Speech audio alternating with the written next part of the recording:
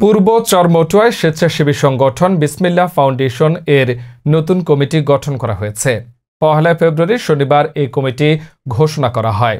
এতে সভাপতি পদে মোহাম্মদ আবদুল্লাহ রিপন, সিনিয়র সহসভাপতি সালাউদ্দিন, সহসভাপতি মহিনুদ্দিন, সাধারণ সম্পাদক জামাল উদ্দিন, যুগ্ম সাধারণ সম্পাদক মিজানুর রহমান আবদুল্লাহ, অর্থ সম্পাদক আব্দুল কাদের সুজন, সহ অর্থ সম্পাদক শহীদুল ইসলাম সবুজ, দপ্তর সম্পাদক নুরুল ইসলাম মিলন, সাংগঠনিক সম্পাদক মুরাদ হোসেন, সহ সাংগঠনিক সম্পাদক আব্দুর রহমান বাবু, সহ সাংগঠনিক সম্পাদক মোহাম্মদ রাশেদুল ইসলাম, যুগ্ম সাংগঠনিক সম্পাদক মোর্শেদ আলম সাগর, যুগ্ম সাংগঠনিক সম্পাদক জুবাইর হোসেন, প্রচার সম্পাদক ইয়াসিন আরাফাত, যুগ্ম প্রচার সম্পাদক আবদুল্লাহ আল ফারুক রাজু, যুগ্ম প্রচার সম্পাদক মোহাম্মদ শাহজাহান, ধর্ম বিষয়ক সম্পাদক মমিন উল্লাহ, যুগ্ম ধর্ম বিষয়ক সম্পাদক মনির হোসেন এর নাম ঘোষণা করা হয়।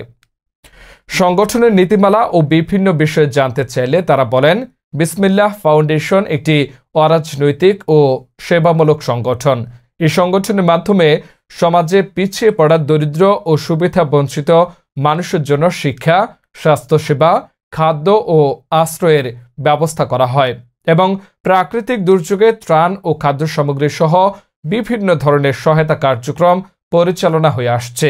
আগামী দিনেও এই কার্যক্রম আরও সুন্দর ও গতিশীল হবে বলে আশা করছি।